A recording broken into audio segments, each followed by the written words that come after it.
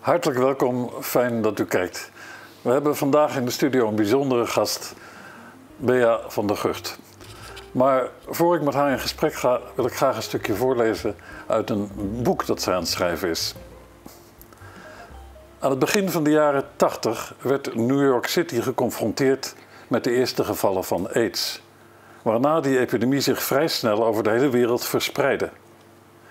In de beginjaren was er een panische angst voor die ziekte. Die angst ontsproot uit onwetendheid. Men kende de verwekker en de manier van besmetting nog niet van deze mysterieuze aandoening. Deze periode werd overheerst door angst en stigmatisering en zorgde voor erg pijnlijke, mensonterende taferelen. AIDS-patiënten werden verstoten door alles en iedereen, vaak zelfs door hun eigen familie. Wat deze patiënten hebben doorgemaakt is werkelijk hartverscheurend. Bea, ik mag jij zeggen, want wij kennen elkaar. Ja. Jij bent vele jaren arts geweest, sinds kort met pensioen, in het UZ in Gent. En je hebt je daar gespecialiseerd in het behandelen van mensen met AIDS of met HIV. En dat is ons onderwerp vandaag. Mijn eerste vraag is, want het is voor mezelf ook verwarrend, twee termen die door elkaar heen gebruikt worden, hè? HIV en AIDS. Ja. Misschien kan je eerst even uitleggen wat het verschil is en welk woord wij moeten gebruiken. Ja, dat is inderdaad belangrijk, want ik hoor dat je het ook door elkaar gebruikte daarnet. Dus HIV, dat staat eigenlijk voor het virus. Het is het humane immuundeficiëntievirus. Als je met HIV geïnfecteerd geraakt, dan ga je eerst waarschijnlijk een griepsyndroom doormaken. Niet iedereen, maar de meesten wel. En dan ga je jarenlang zonder symptomen zijn. Dus het virus leeft in jou, maar je gaat het niet voelen. Oh ja. Dat is ook zo gevaarlijk. Dus en gemiddeld duurt dat misschien wel 8 tot 10 jaar voor je in een stadium komt dat je AIDS krijgt. Hoe komt dat? Dat virus heeft de slechte eigenschap om bepaalde cellen van ons afweersysteem kapot te maken. Dus het dringt binnen in die cellen, die T4-lymfocyten. En het heeft die cellen nodig om zichzelf te vermenigvuldigen. Ja. Maar hij maakt ze tegelijkertijd kapot. En dus door de jaren heen gaat het virus die afweercellen kapot maken. Dat voel je niet tot als je in een vergevorderd stadium komt, dat je eigenlijk ontvankelijk bent voor een banale parasiet, kan dan een levensbedreigende ziekte worden. En noemen we het in dat stadium AIDS? Dan is het AIDS. Okay, dat is echt als je die ziektesymptomen hebt die levensbedreigend zijn. Ja. Dus wij spreken niet van mensen met AIDS, maar mensen met HIV. Ja, oké. En het is een infectieziekte, dus het is ook besmettelijk? Ja, het is besmettelijk. Hè. Je krijgt het wordt in hoofdzaak overgedragen door seksueel contact. Hè. Eerst dacht men dat het enkel door homoseksueel contact was, maar zo'n virus heeft uiteraard geen voorkeur voor homo of hetero. Het is vooral seksueel contact, maar het kan ook door een naald, een besmette naald, bijvoorbeeld bij terugverslaafden, waarbij men de naalden en de spuiten uitwisselt. Daar kan je ook zo'n virus overzetten. Of door een bloedtransfusie bijvoorbeeld. En het kan ook, een moeder die zwanger is en die niet behandeld is, kan ook haar kind daarmee besmetten. Ja. Ja. En de laatste tijd hoor je natuurlijk veel minder over HIV of AIDS dan zeg maar de jaren 90 en het begin van deze eeuw. Heb je een idee hoeveel mensen eigenlijk überhaupt nog HIV of AIDS hebben op dit moment? Ja, wereldwijd zijn er op dit moment 39 miljoen mensen die leven met HIV. Miljoen. 39 miljoen. Zo. Er zijn er al 40 miljoen aan gestorven. Zo. Ja. Ja. Maar het betekent ook dat er eigenlijk heel weinig aandacht is voor een hele serieuze aandoening. Ik las ook in wat jij geschreven hebt, dat is wel interessant, over die, naar aanleiding van corona, schreef jij, toen corona uitbrak, hoorde je mensen zeggen, het is geleden van de Spaanse griep dat de mensheid zoiets heeft meegemaakt. En dan schrijf je, dit is een kaakslag voor die 39 miljoen mensen die leven met HIV wereldwijd. En voor de nabestaanden van die 40 miljoen doden sinds het begin van die epidemie. alsof corona het ergste is wat we meegemaakt hebben, terwijl dit een gigantische enorm epidemie veel is. doden, ja. Een enorme pandemie. Maar het is wel een pandemie die ook wereldwijd onder de radar leeft. Het is echt een taboe thema, maatschappelijk overal, wereldwijd. Ja. Er wordt niet over gesproken. Mensen durven daar ook niet voor uitkomen, dat ze met HIV leven. Dat is een heel belangrijk onderwerp voor ons en ook voor het boek dat je aan het schrijven bent. Ja. Dan mag ik eerst nog even terug naar jou, voor we beginnen. Mensen een beetje een idee hebben van... Ja, tuurlijk.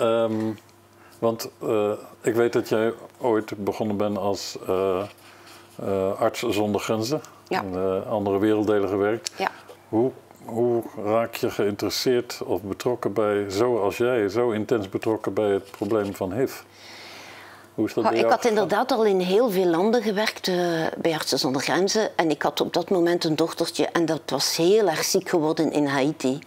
En toen nam ik de beslissing voor mezelf, ik ga niet verder met dat werk, want dat heeft te veel risico voor mijn dochter. Ik ga terug in België verder werken. En toen heb ik eigenlijk een kleine annonce gezien in een krant van dat ze iemand zochten, een arts om te werken in het universitair ziekenhuis met mensen met HIV. En voor mij was dat echt iets dat ik per se wilde doen. Ik zit zo in elkaar. Ik ga heel snel kiezen voor mensen die aan de rand van de maatschappij leven of in armoede zitten of het echt heel moeilijk hebben maatschappelijk gestigmatiseerd. Dat is, sowieso trekt mij dat aan, om daar mee te werken. Ja.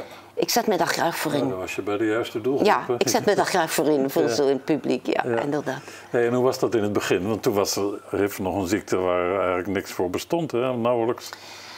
Ik ben begonnen in 1994 in het UZ in Gent.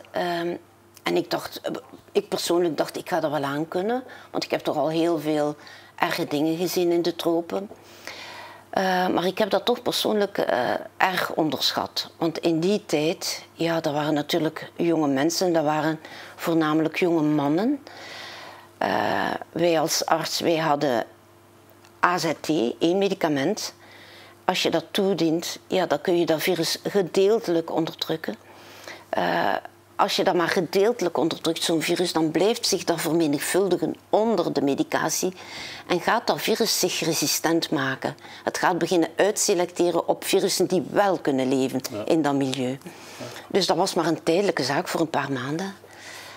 En daarna kwam er wel snel nog 1 of 2 nieuwe moleculen, maar je kon nooit dat virus volledig onderdrukken. Het moet wel een machteloos gevoel geweest zijn voor een arts om al die jongens te zien sterven, zeg maar. Ja, dat was echt, dat heb ik eigenlijk echt onderschat in het begin.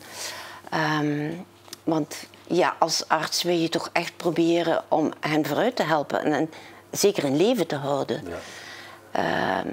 Ik heb dat heel erg onderschat, omdat ik probeerde echt wel ook via compassionate use aan medicatie te geraken die nog niet op de markt was. Maar dat is echt heel moeilijk om daar aan te geraken. Ja. En ik had een goede band met die mannen en ze vertelden mij veel. En hoe sterker die band, hoe moeilijker ik het vond natuurlijk. Dat zeg je veel te bescheiden. Ik weet dat ze jou de engel van Gent noemden.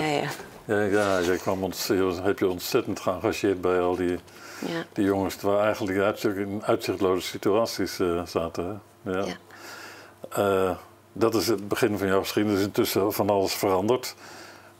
Misschien is het wel een goede vraag. Wat heb je daarin meegemaakt aan ontwikkeling en hoe besmettelijk is HIV nu eigenlijk nog? Ja.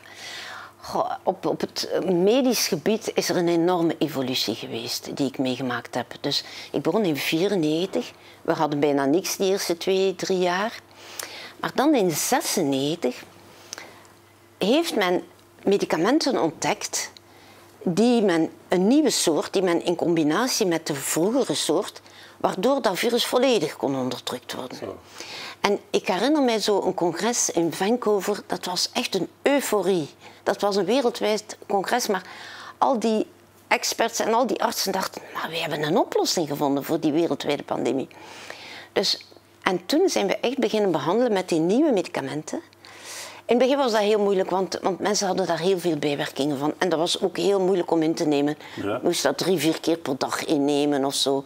De ene medicamenten met voeding, de andere zonder. Dus dat was echt moeilijk. Maar hun leven hing ervan af. Ja.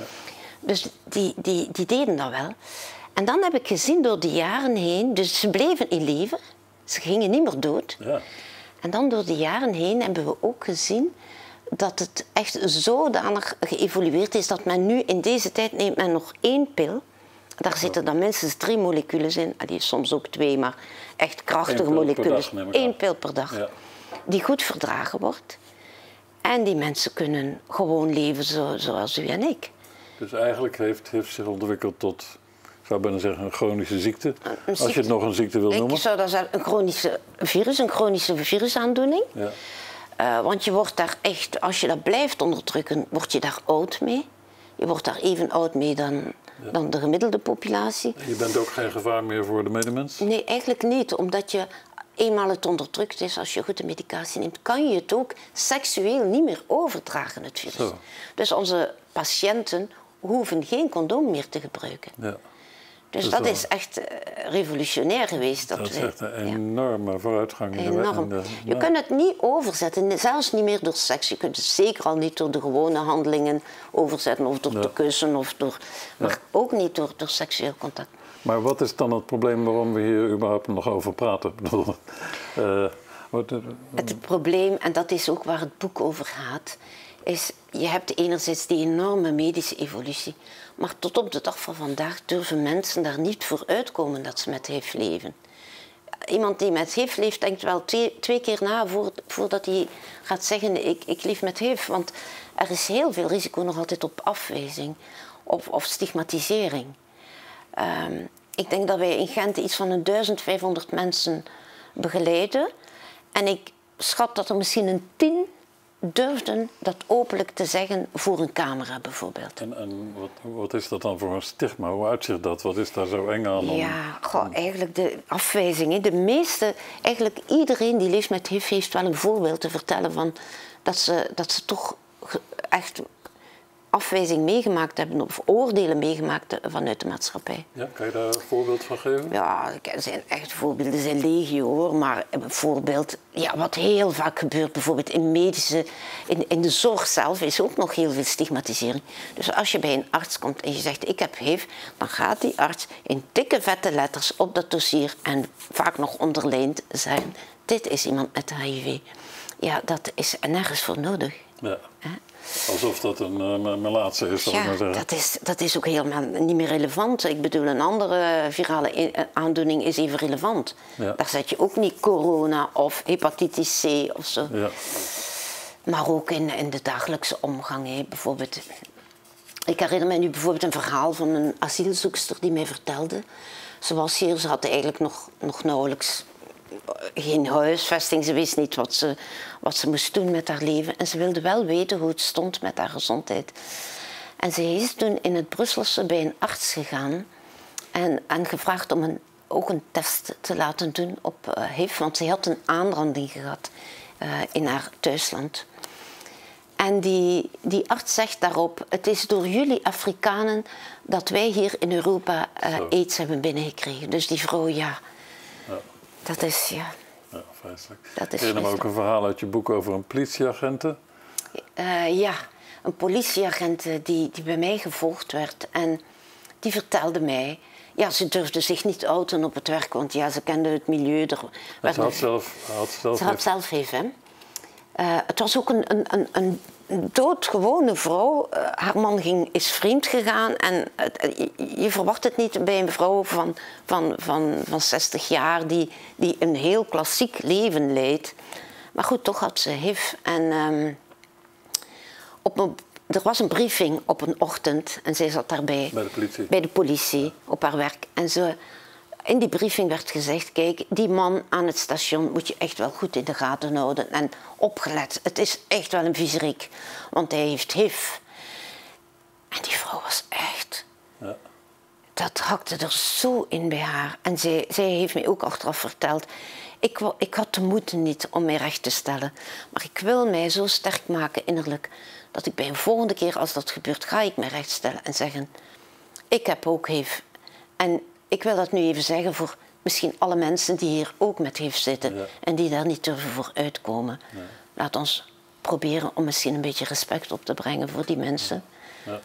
Het was ooit in het begin de werktitel voor je boek, hè? Ik heb HIV, so what. So what. So what. So what. Ja. Ja. Want dat is het, so what. De maatschappij maakt daar nog een zeer groot probleem van. Het is een fout, ze hebben het zelf gezocht. Straf van God. Straf van God, ja, dat is al meer zeldzaam, maar toch hoor je dat ook. Ja, God is niet zo populair meer. Nee. Dus ja, het is ook wel heel erg voor die mensen. Kijk, als je afwijzing doet voor iedereen zeer veel pijn. Ja. En als je dan in het verleden al meerdere keren afgewezen bent en dan word je opnieuw afgewezen, dan kan dat leiden tot heel gevaarlijke situaties. Ja, ik heb je wel eens horen zeggen, het stigma is dodelijker dan de ziekte op dit moment. Ja, dat is zo. Dat is zo. Zo gaat het boek ook de ondertitel zijn. En dat zien wij ook in de praktijk. Mensen die wij nu verliezen, we kunnen bijna altijd de link leggen naar stigma. En gaat het dan over zelfdoding? Of over... Zelfdoding ook. Er is heel veel meer zelfdoding. Dat onderzoek bevestigt dat. Dus 7 tot 8 keer meer zelfdoding in die populatie. En dat heeft te maken met het geheim en de angst. Het stigma. En Altijd weer. Uitsluiting. Ja. Het heeft niet meer te maken met dat je er dood aan gaat, dat je een gevaarlijke ziekte hebt. Nee. Want dat is niet meer zo. Nee. Dus het heeft met dat ander te maken. Nee. Ik hoor er niet bij. Ja. En we zien bijvoorbeeld ook, wat vaak voorkomt, is mensen zoveel angst hebben voor afwijzing of stigmatisering, dat ze het beginnen te ontkennen. Oh ja. Ook voor zichzelf. Ja. Het is er niet. Ja. En dat leidt tot doden in het ziekenhuis. Dat zien we. Daar hebben we onlangs ook een jong meisje verloren, omdat zij dat niet kon voor zichzelf verwerken. Dus ze wilde niet erkennen dat ze HIV had. Want dat was zo pijnlijk. Het was een meisje met Afrikaanse roots. En we zien ook hier in het Westen vooral, dat is anders in Afrika, maar in het Westen is er ook in die gemeenschappen nog veel stigmatisering. Dus dat meisje liet zich gewoon niet behandelen? Ja, ze kwam wel op consultatie en ze probeerde, maar eigenlijk, het was voor haar niet haalbaar om toe te geven dat ze die pil moest nemen. Ja. En daar is heel veel werk in gestoken, maar zij is niet de enige. We zien dat vaker, dat mensen zeggen, dit is voor mij niet haalbaar. Is dat nou eigenlijk de drijfveer waardoor je nu dat boek aan het schrijven bent?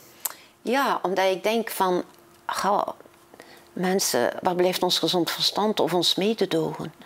Waarom moeten wij zo klaarstaan met dat oordeel altijd? Laat die mensen nu toch gewoon mens zijn. Laat ze gewoon, oké, ze hebben een virus in zich, een ander heeft een ander virus in zich. We moeten het proberen ook een keer te bekijken van, oké, het is misschien verkregen door seksualiteit, maar ja, so what? Ja, maar dat is ook, iedereen heeft seks. Wat is eigenlijk het probleem? Ja, maar zeggen ze dan, het was toch vooral bij homo's helemaal niet. Eigenlijk is het gebruik van condooms bij homo's veel hoger dan in de gewone heteropopulatie. Zo. Maar de kans is veel groter dat je erop stuit. Maar ik begrijp dat zelfs dat niet meer hoeft als je 1 keer per dag die pil neemt als je besmet bent met Nee, dan kan je een ander niet meer besmetten. Ja, dat klopt dan. Ja. We gaan het langzaam afsluiten, Bea. Maar we zitten natuurlijk vol spanning te wachten op dat boek. Wanneer gaat het verschijnen? Het gaat in de periode van rond de 1 december verschijnen. En waarom 1 december? 1 december is Wereld-AIDS-dag. Okay. Dus daar ben ik heel blij dat het klaar is. En dat er dan veel belangstelling is voor het onderwerp. Ja, en het is ook een boek dat gaat over... Ik heb daar een aantal deskundigen voor geïnterviewd. Bijvoorbeeld een professor die zoekt naar genezing. Of iemand vanuit de Belangenvereniging. Peter Piot, die het AIDS-programma wereldwijd geleid heeft van de Verenigde Naties. Maar waar het boek vooral over gaat, zijn de getuigenissen van de mensen die leven met HIV. Ik heb er stukjes van mogen lezen en ik vond het ontroerend en indrukwekkend om te lezen wat dat nog steeds voor mensen betekent om zo uitgesloten te worden en zo bang te moeten zijn en zo met een geheim te leven, terwijl er eigenlijk geen enkele reden meer voor is. Nee, ik vind het eigenlijk echt schandalig in deze tijd. En ik hoop echt dat zo'n boek een klein beetje kan bijdragen, ook aan het doorbreken van het taboe. Want we zitten in die vicieuze cirkels, mensen durven niet praten en niemand weet er nog iets van. Ja. Dus, dankjewel dat je dat hier hebt willen vertellen. Graag gedaan. U allemaal bedankt voor het kijken. En mocht u nou zelf vragen hebben rond dit onderwerp, of met HIV bezig zijn, hoe dan ook, op een of andere manier mensen in uw omgeving kennen die misschien met dat taboe leven. Er is een mailadres van Bea van der Gucht. Daar kunt u naar mailen en u krijgt zeker antwoord. Ja. beavandergucht@gmail.com. Bea.vandergucht aan elkaar @gmail.com. En het is van der Gucht, hè? Van der Met Gucht. Guch. Ja. Oké. Dank u wel voor het kijken.